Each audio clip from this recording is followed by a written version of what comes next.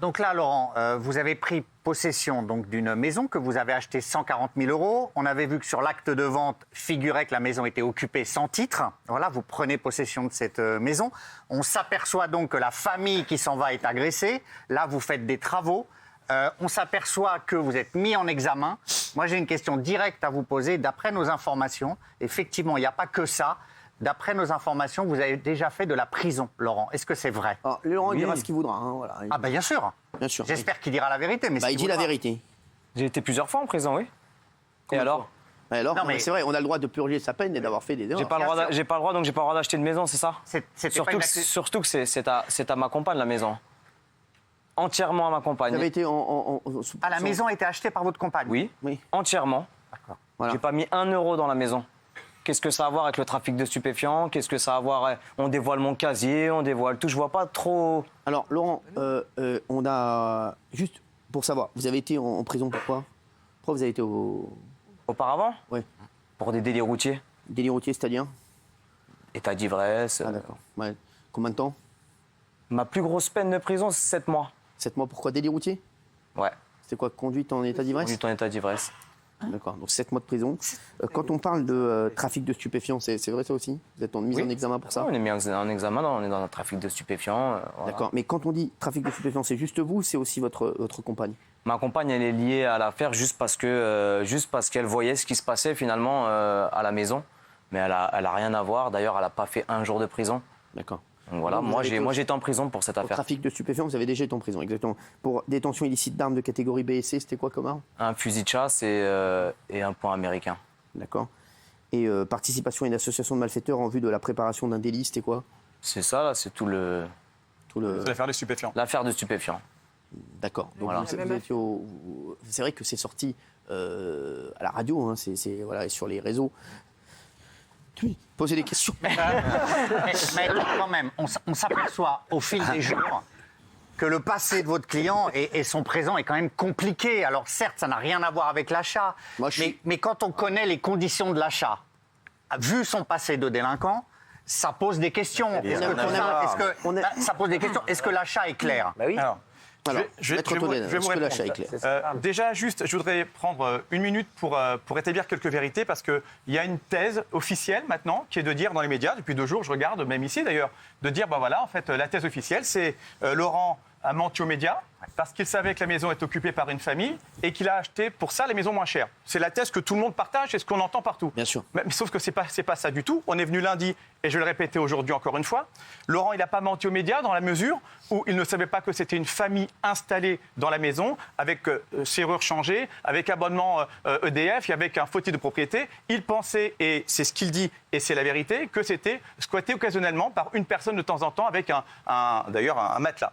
Ça change tout, parce qu'il s'est dit, je vais rentrer dans les maisons après l'achat et on va verrouiller, on va mettre des serrures, on va cadenasser, on sera tranquille. Premier point. Pardon, mais j'ai un truc qui va pas. Pardon, dans ce que vous dites, c'est que le notaire dit dans Le Parisien, quand ils sont partis, c'est même la première fois que je fais une signature où les gens partent sans les clés. Oui, alors s'ils partent sans les clés, c'est pas un truc occasionnel, c'est qu'il y a des gens qui ont les clés de la maison. Pas forcément. D'ailleurs, quelqu'un lui a dit il était chez le notaire et peut-être qu'il y a quelqu'un qui. Non, mais l'histoire des clés, c'est intéressant. Je sais pas les clés. C'est occasionnel, t'as pas les clés. L'histoire des clés. Juste 30 secondes et j'ai terminé. Je te donne les clés.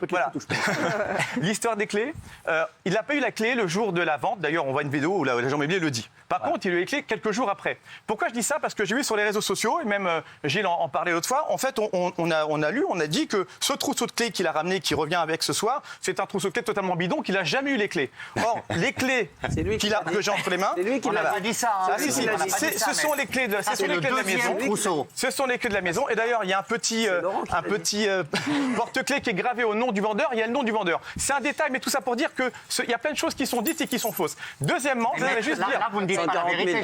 Pourquoi on ne dit pas la vérité?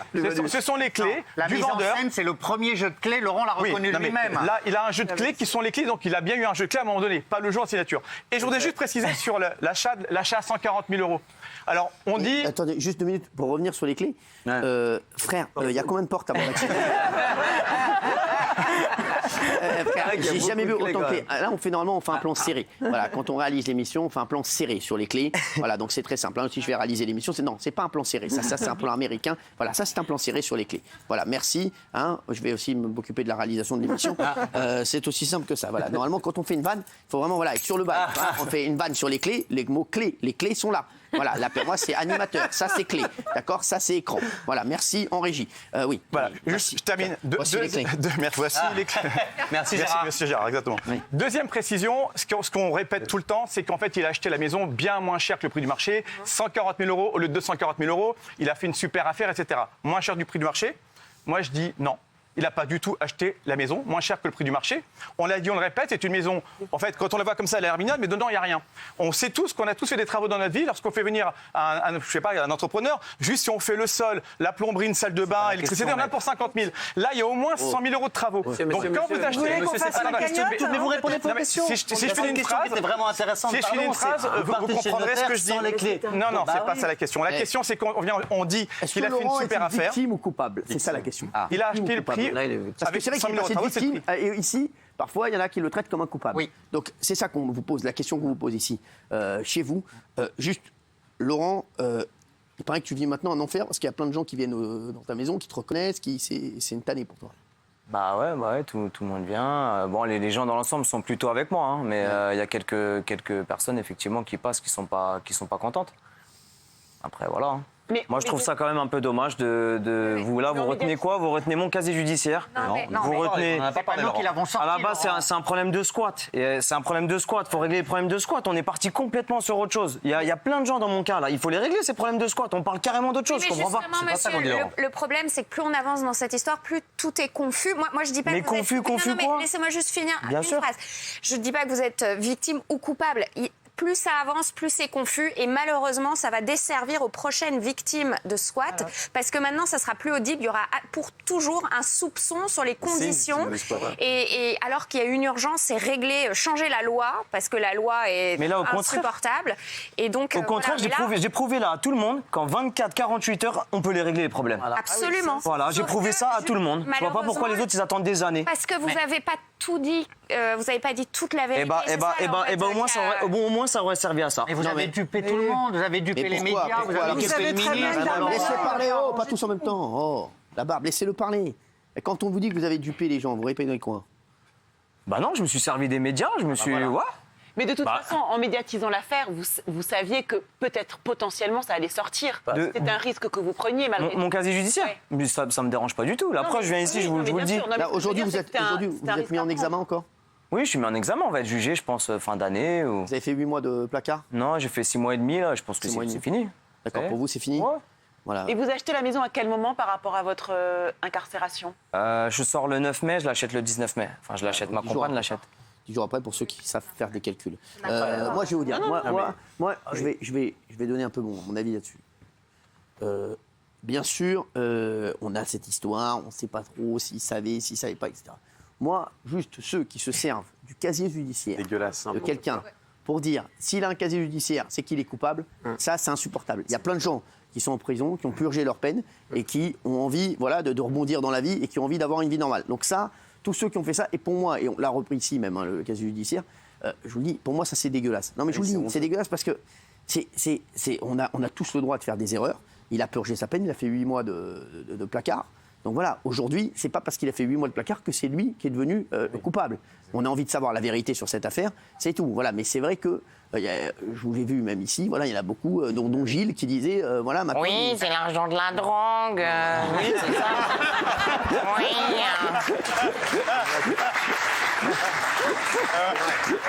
Tu as s'y méprendre, hein. Non mais...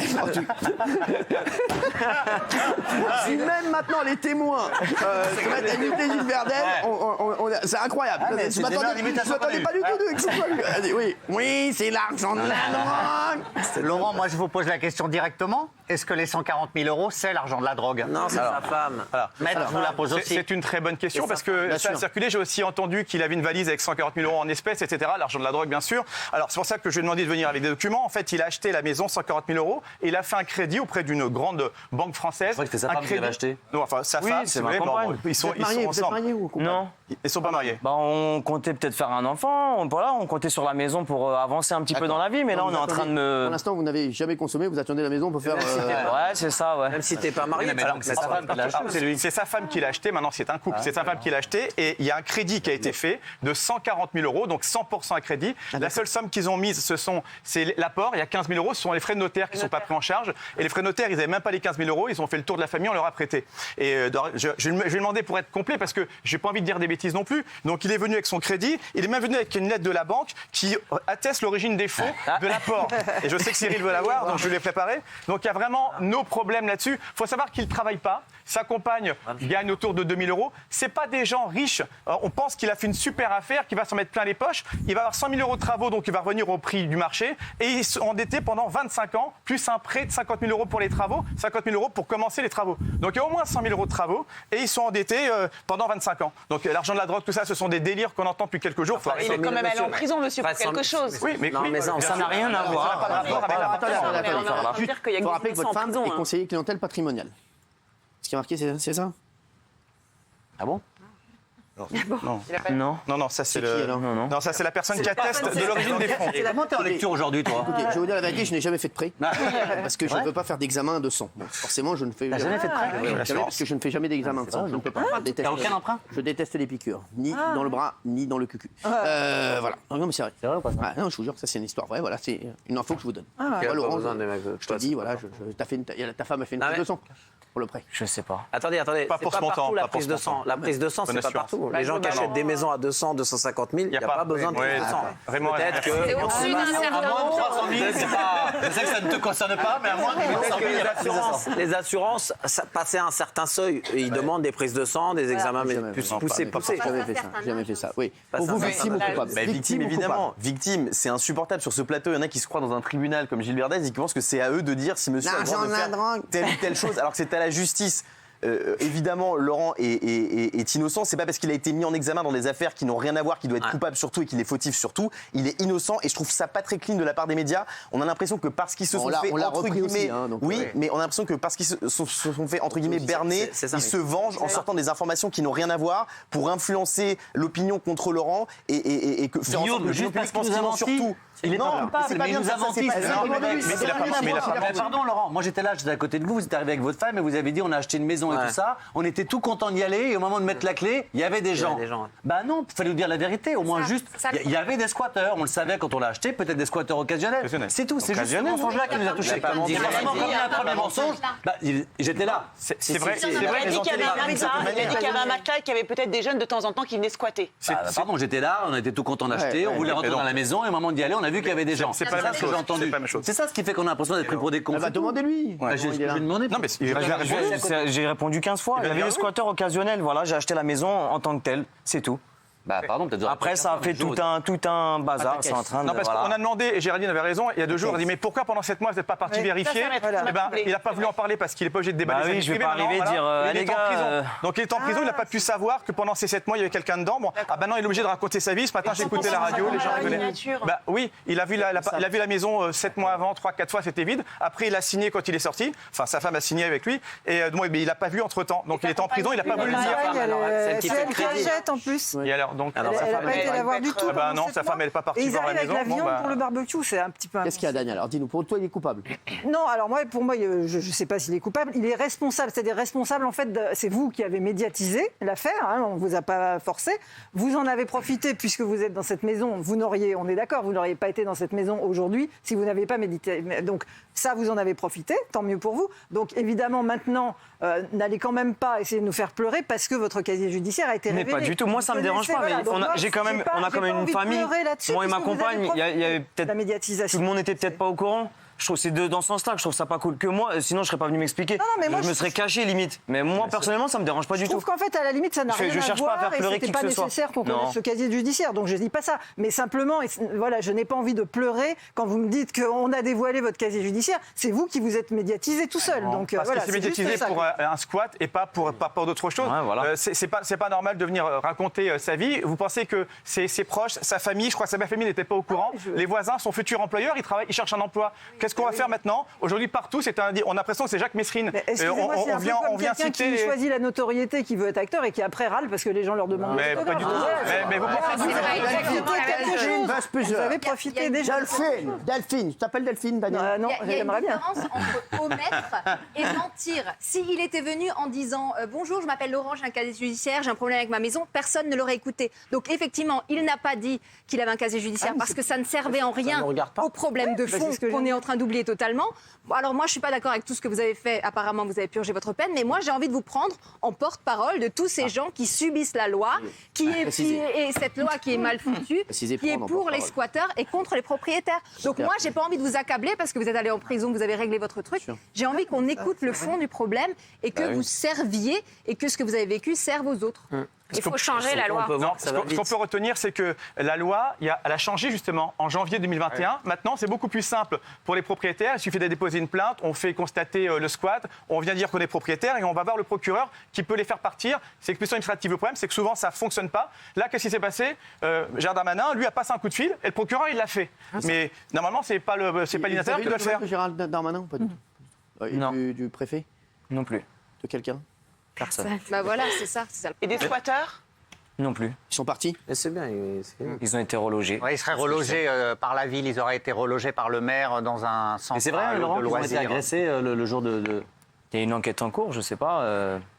Pour moi, je me suis dit au début, c'est un coup monté. Et apparemment, les voisins ont vraiment entendu du bruit. Voilà, après, j'en sais pas plus.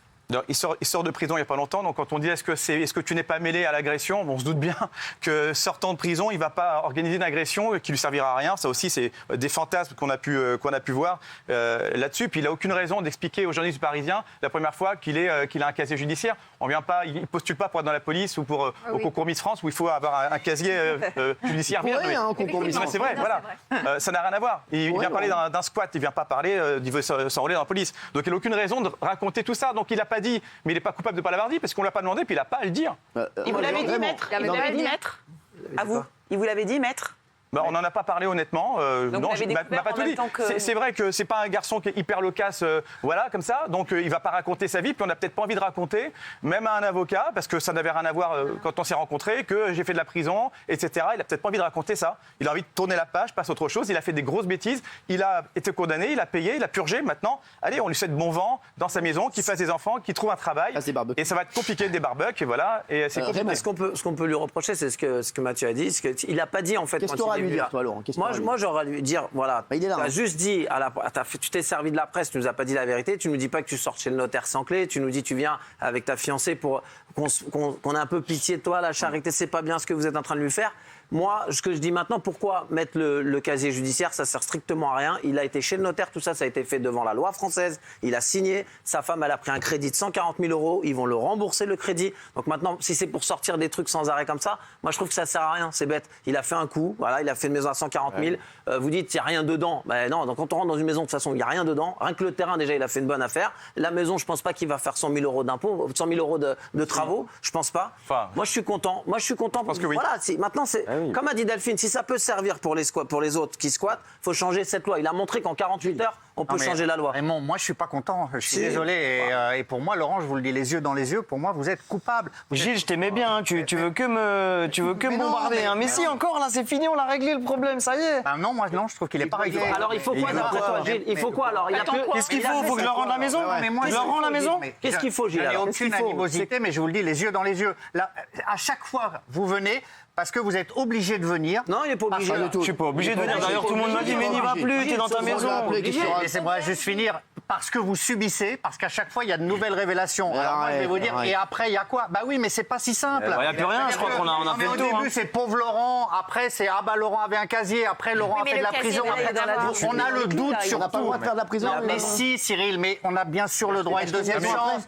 Mais c'est pas ce que je dis. Ça, c'est insupportable. Mais non, je dis qu'à chaque fois, on découvre des choses nouvelles. Et moi, j'ai le doute sur tout. Et dans une émission à grande écoute, il doit dire qu'il a fait de la prison. J'ai le doute sur la transaction, j'ai le doute sur tout, Laurent. Vous m'avez mis le doute. C'est avec des gens comme lui. Tu ferais mieux d'avoir le doute sur tout. C'est avec des gens comme ça que tu n'as pas de deuxième chance et que tu recommences pas dans ta vie. Ça se trouve, lui, il va aller avoir la maison. Ça se trouve, il va trouver un travail. Et pendant 30 ans, il va rester tranquille. Il va s'en sortir. La transaction, il a fait un coup. Il a fait le malin. C'est malin. Poser une question, non? On a dit victime ou coupable. Tu dormais en régie? Ils sont partis. Allez. Laurent, en tout cas, bon, ça y est, maintenant, il n'y aura plus d'embrouille. Donc ça y est. C'est parti? C'est fait. D'accord. Maître Toledano va vous suivre? Vous avez une petite chambre pour lui à la maison? Je crois qu'on se voit tous les jours. J'adore les barbecues, donc moi, c'est quand il veut. Aujourd'hui, vous êtes heureux? Ça va? Ça se passe? Bien sûr, je suis soulagé. On va essayer de passer à autre chose. Là, je suis venu éteindre un peu le feu et puis ça serait bien qu'on passe à autre chose. Très bien, merci. Et que les lois soient modifiées. Et que les lois soient modifiées. Que les lois soient modifiées. Amen. Adesontum et tiris et cabesum. Que les lois soient modifiées.